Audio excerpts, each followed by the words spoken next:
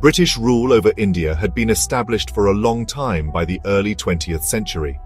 The people of India, however, were increasingly demanding more rights and a greater say in their own governance. The Indian nationalist movement was growing stronger every year, with leaders and common people alike joining the cause for freedom. During World War I, many Indians supported the British war effort, hoping that their loyalty would be rewarded with significant political concessions after the war ended. The British government, however, had different plans. Instead of granting more freedom, they decided to impose even stricter controls on the Indian population to suppress any form of dissent or revolutionary activity. To achieve this, the British administration in India introduced a new set of laws in March 1919. These were officially known as the Anarchical and Revolutionary Crimes Act of 1919, but they became widely known as the Rowlatt Act. This act was based on the recommendations of a committee led by Sir Sidney Rowlatt. The laws were deeply unpopular because they gave the government immense power. They allowed the authorities to arrest and imprison any person suspected of sedition or terrorism without a trial. The accused could be held in detention for up to 2 years, and the trials could be conducted without juries, which was a fundamental denial of civil liberties. The Rowlatt Act was met with widespread anger and condemnation across India. Indian leaders from all political backgrounds saw it as a betrayal of their wartime support and a direct attack on their basic freedoms. It felt like a measure to crush the spirit of nationalism that was surging through the country. Mahatma Gandhi, who had recently emerged as a prominent leader, called for a nationwide hartal, or strike, and a campaign of non-violent civil disobedience known as satyagraha, to protest against this unjust law. The response was overwhelming, with people from all walks of life participating in strikes and demonstrations, showing a united front against British oppression. The city of Amritsar in Punjab became a major centre of this anti-Rowlatt agitation. The protests there were particularly strong and well organised. The British authorities grew concerned about the rising tide of discontent in the region, which had also contributed a large number of soldiers to the British Indian Army. In an attempt to quell the protests, the local British administration decided to take firm action. On April 10, 1919, they arrested 2 prominent local leaders, Dr. Saifuddin Kichlu and Dr. Satya Pal, who were leading the peaceful protests in the city. This act of arresting respected leaders further enraged the people of Amritsar and set the stage for a tragic confrontation. The arrest of Dr. Kichlu and Dr. Satya Pal caused immediate and intense anger among the citizens of Amritsar. A large crowd of protesters marched towards the Deputy Commissioner's residence to demand the release of their leaders. The police responded by firing on the unarmed crowd, killing several people. This violence led to retaliation from some in the crowd, who attacked government buildings and killed a few European civilians. The situation in the city quickly deteriorated, and the British authorities handed over the effective control of Amritsar to a military commander, Brigadier General Reginald Dyer. He imposed strict martial law, banning all public meetings and processions. On April 13, 1919, a day of great significance arrived. It was Baisakhi, a major religious and cultural festival for Sikhs and Hindus in the Punjab region. Traditionally, it is a day of celebration, marking the spring harvest. People from Amritsar and the surrounding villages flocked into the city to celebrate the festival, visit the Golden Temple, and participate in the annual fairs.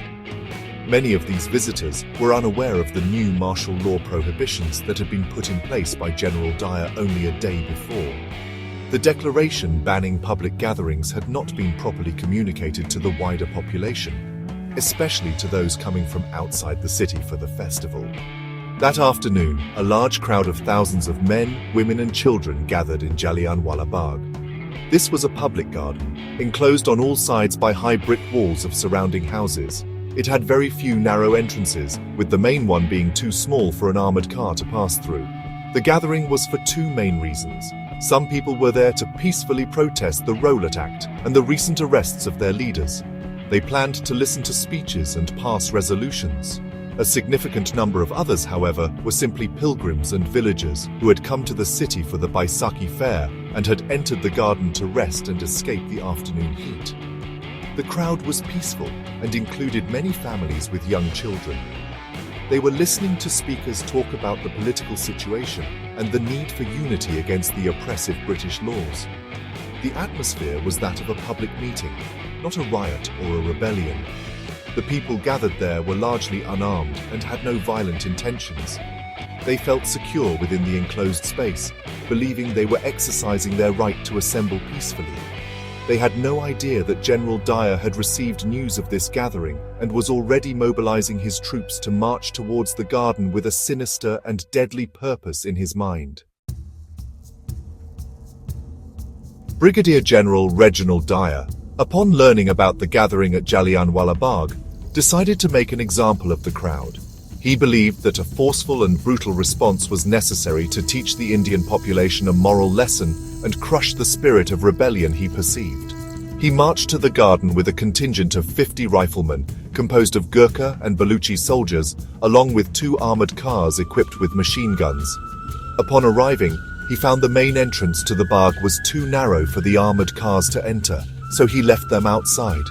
He then entered the garden with his troops and took up a position on a raised bank, overlooking the dense, unsuspecting crowd. Without issuing any warning to the people to disperse, General Dyer gave the command to his soldiers to open fire. The troops began shooting directly into the heart of the trapped crowd. Panic and terror erupted instantly. People screamed and ran in all directions, desperately trying to find an escape from the relentless hail of bullets.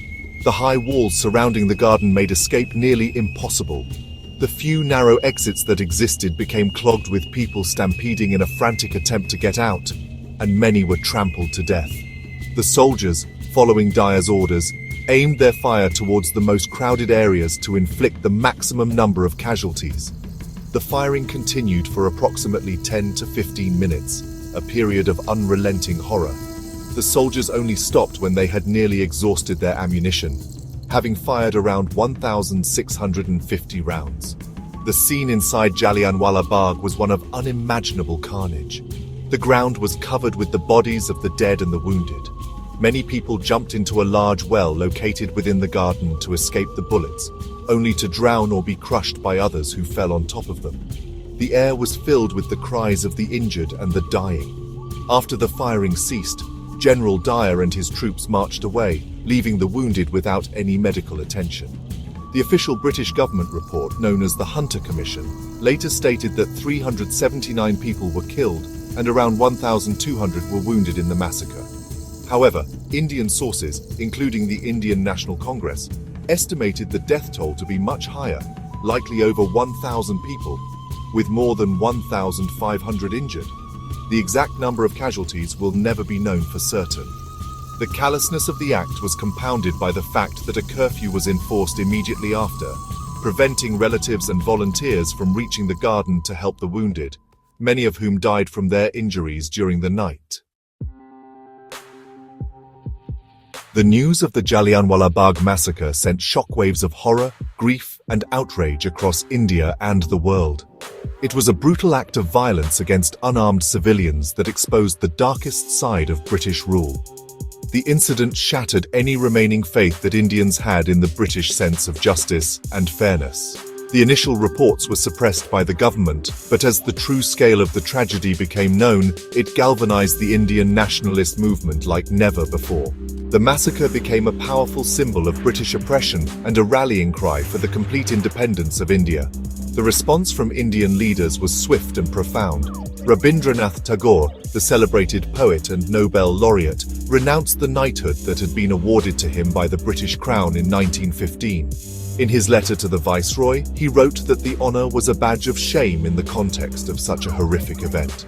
Mahatma Gandhi, who had initially advocated for cooperation with the British, was so deeply shaken that he lost all faith in the British system.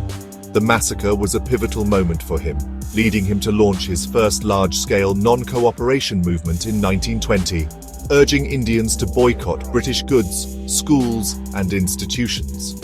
As for General Dyer, his actions were met with mixed reactions in Britain. While some hardliners praised him as the savior of the Punjab, he was widely condemned by others. The Hunter Commission investigated the massacre and censured Dyer for his actions. leading to him being relieved of his command and forced into retirement. However, he was never subjected to a legal trial for the killings. This lack of meaningful justice only deepened the sense of betrayal and anger felt by the Indian people, strengthening their resolve to fight for their freedom and ensure that such a tragedy could never happen again. Today, Jallianwala Bagh is a national memorial.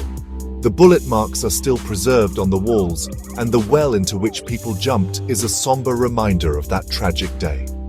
Every year on April 13th, people gather to pay homage to the martyrs who lost their lives.